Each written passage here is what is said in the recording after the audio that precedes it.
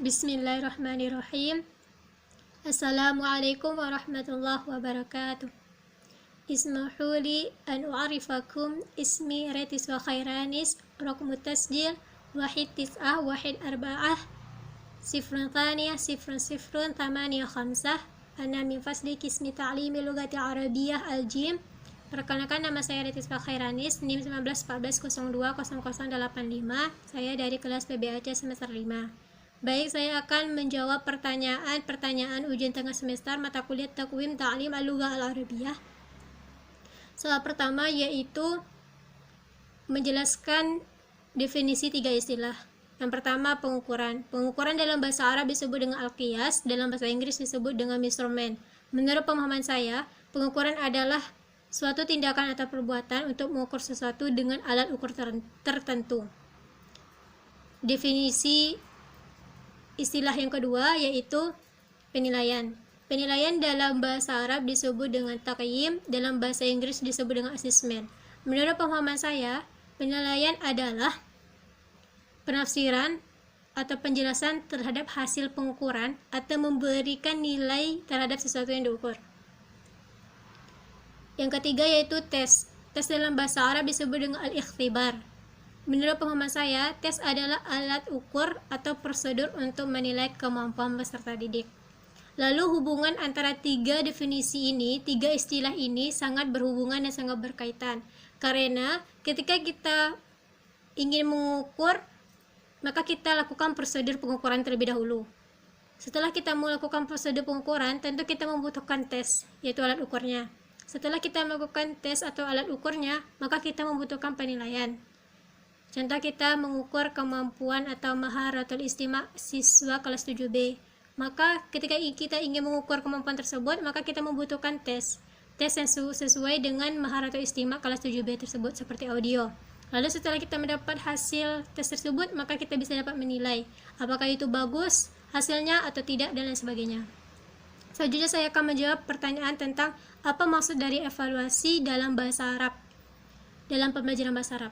Menurut pemahaman saya, evaluasi yang disebut dengan bahasa Arabnya takwim, dalam bahasa Inggrisnya evaluation, adalah suatu proses pengumpulan, analisis, interpretasi data atau informasi, baik itu data kuantitatif atau kualitatif, sehingga dapat mengambil keputusan.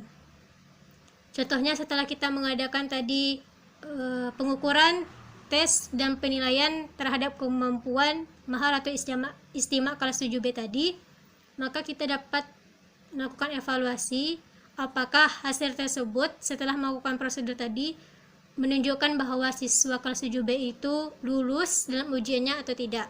Maka itu akan mendapatkan feedback dari bagi pendidik setelah melakukan evaluasi tersebut. Selanjutnya saya akan menjawab pertanyaan soal yang kedua, yaitu tujuan evaluasi dan contohnya. Menurut pengetahuan saya, tujuan evaluasi itu ada 2, yaitu tujuan umum dan tujuan khusus.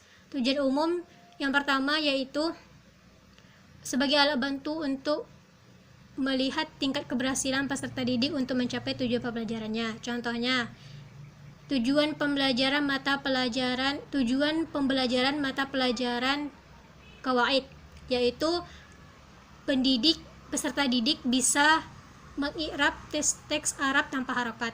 Lalu kita mengadakan evaluasinya dengan cara menyajikan sebuah teks. Jika seandainya peserta didik itu bisa mengi'rab, otomatis mereka telah mencapai tujuan pembelajaran di dalam mata pelajaran kawaid tadi. Tujuan umum yang kedua yaitu mengetahui efisiensi dan efektivitas metode pembelajaran yang diterapkan oleh pendidik terhadap proses pembelajaran. Contohnya, pendidik menerapkan metode diskusi selama proses pembelajaran. Lalu diadakan evaluasi. Seandainya hasil evaluasi itu adalah berhasil, maka otomatis metode pembelajaran berupa metode diskusi tadi adalah efisiensi dan efektivitas dalam penerapannya selama proses pembelajaran. Tapi seandainya tidak berhasil, otomatis metode diskusi itu kurang tepat diterapkan atau kurang efisiensi dan efektivitas. Lalu masuk kepada tujuan khusus evaluasi. Tujuan khusus evaluasi ada dua. Yang pertama, merangsang peserta didik untuk menempuh program pendidikannya. Contohnya, setelah kita mendapat hasil evaluasi tersebut, bagi pendidik dan peserta didik, maka kesempatan pendidik yaitu membangkitkan semangat dan perasaan ambisi peserta didik agar mereka lebih semangat dan rajin untuk belajar, sehingga peserta didik jadi termotivasi dan mendapatkan hasil evaluasi yang lebih tinggi. Tujuan khusus evaluasi yang kedua yaitu mengetahui faktor penyebab keberhasilan dan ketidakberhasilan evaluasi selama proses pembelajaran. Jadi seandainya contohnya ketika kita mengadakan evaluasi, kita mendapat hasilnya adalah berhasil, kita tahu bahwasanya penyebabnya adalah metode, media, dan lain sebagainya itu tepat dilaksanakan. Namun seandainya hasilnya itu tidak lulus atau tidak berhasil, berarti kita bisa memahami mungkin saja metodenya kurang tepat, kurang efektivitas, kurang efisien diterapkan, atau media pembelajarannya yang kurang inovatif dan sebagainya. Baik, saya akan menjawab pertanyaan yang ketiga, yaitu maksud dari tes bahasa, jelaskan hakikat bahasa, dan juga apa sasaran tes bahasa Arab. Menurut pemahaman saya, tes bahasa adalah alat ukur atau prosedur untuk menilai dan mengevaluasi kemampuan terhadap kemampuan berbahasa. Saya ulangi lagi, menurut pemahaman saya, tes bahasa adalah alat ukur atau prosedur untuk menilai dan mengevaluasi kemampuan berbahasa. Hakikatnya, bahwasanya di sini menilai atau mengevaluasi kemampuan peserta didik terhadap berbahasa adalah dengan komunikatif. Bagaimana peserta didik itu menerapkan bahasa tersebut ke dalam sehari-hari. Dalam kemampuan berbahasa itu terdapat kompetensi berbahasa dan keterampilan berbahasa. Kemampuan berbahasa itu terdiri dari maharatul istima', maharatul qiraah, maharatul kitabah, maharatul kalam, dan juga termasuk komponen berbahasa. Ada 3, yaitu qawaid, ilmu al-aswad, dan mufradat. Lalu apa sasaran dari tes bahasa Arab? Menurut saya di sini yaitu adalah peserta didik yang menempuh pelajaran bahasa Arab tersebut. Bagaimana peserta didik itu dengan kemampuannya terhadap berbahasa. Lalu saya akan menjawab pertanyaan nomor 4. Apa maksud dari kalimat yaitu pendekatan terhadap bahasa menentukan pendekatan terhadap proses pembelajaran, dan pendekatan terhadap proses pembelajaran menentukan pendekatan terhadap penyelenggaraan tesnya. Menurut saya di sini kita harus pahami dulu pendekatan terhadap bahasa itu apa. Pendekatan di sini maksudnya adalah asumsi kita atau sudut pandang kita terhadap bahasa. Biasanya asumsi ini adalah suatu teori yang tidak perlu diuji lagi kebenarannya karena sudah menjadi maklum oleh semua orang.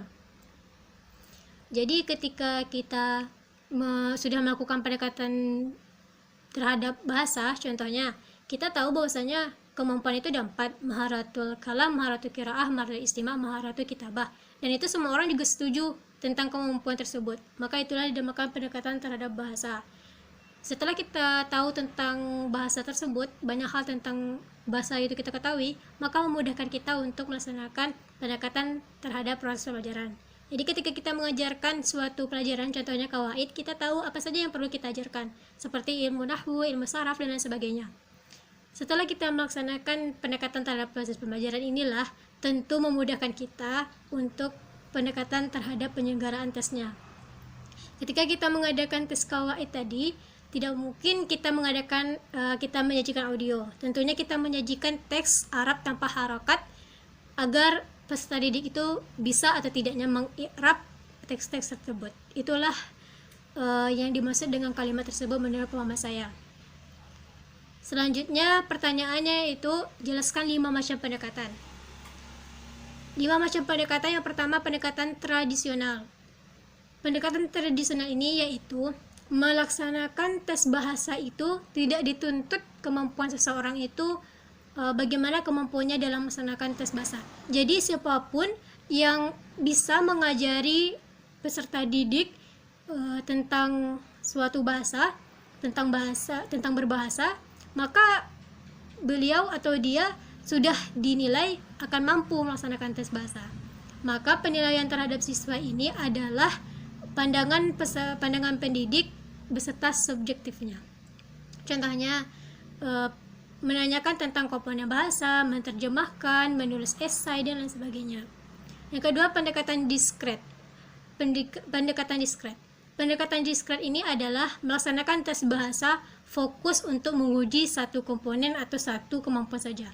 Contohnya, ketika kita mengadakan evaluasi, kita hanya ingin menilai kemampuan maharatul kalam saja, tidak dengan maharatul lainnya. Maka diadakan atau disajikan sebuah hiwar, sebuah dialog agar dua peserta didik atau lebih bisa saling berdialog dan saling bercakap-cakap. Yang ketiga, pendekatan integratif. Pendekatan integratif ini adalah berlawanan dengan pendekatan diskret tadi, yaitu melaksanakan tes bahasa untuk menguji beberapa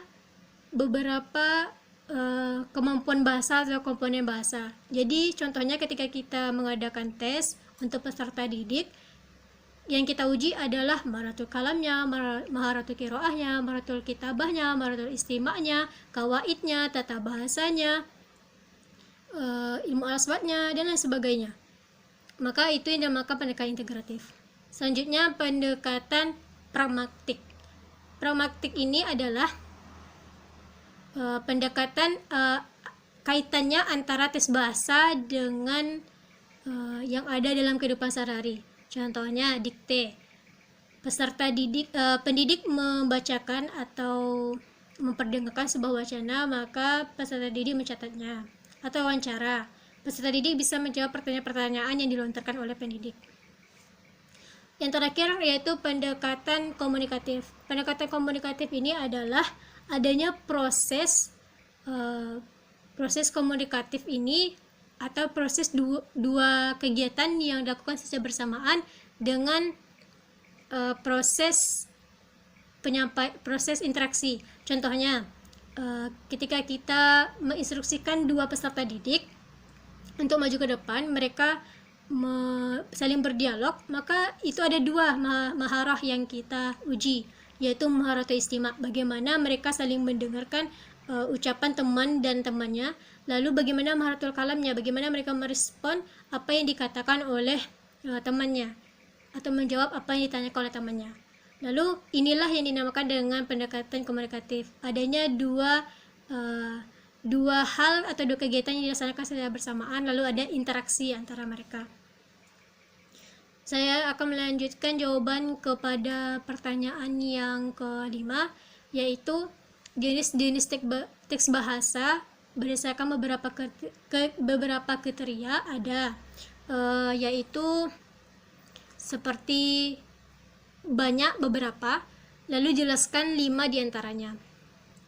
Baik, saya akan menjawab 5 diantaranya jenis-jenis teks bahasa. Yang pertama, berdasarkan cara mengerjakannya. Cara mengerjakannya itu ada 3, yaitu tes tertulis, tes lisan, dan tes perbuatan. Contohnya seperti kalau tes tertulis berarti kita menulis, tes lisan berarti kita ujiannya itu secara lisan, atau tes perbuatan seperti menunjukkan sebuah benda. Yang kedua, jenis tes bahasa berdasarkan cara penyusunan. Cara penyusunan ini ada 2, yaitu tes terstandar. Terstandar ini contohnya adalah ada sebuah tim di sekolah membuat soal. Tim ini bisa berdasarkan ahli psikolog atau guru-guru yang pandai. Mereka membuat soal yang valid, yang lengkap, dan itu akan dijawab oleh peserta didik. Yang kedua, tes buatan guru. Tentunya buatan guru ini adalah buatan guru sendiri sesuai dengan tujuan pembelajaran yang diajarkannya. Yang ketiga, berdasarkan bentuk jawaban. Bentuk jawaban ada 3, yaitu tes pilihan, tes jawaban pendek, dan tes esai. Contohnya, tes pilihan seperti pilihan ganda, ABCD, tes jawaban pendek seperti kita memberikan pertanyaan lalu dijawab seperti iya, tidak, tempat, dan lain sebagainya. Sedangkan tes esai itu adalah tes jawaban panjang. Kita menginstruksikan peserta didik untuk membuat suatu topik, membuat esai dari suatu topik. Yang keempat yaitu berdasarkan jumlah peserta. Jenis tes bahasa berdasarkan jumlah peserta, yaitu perseorangan.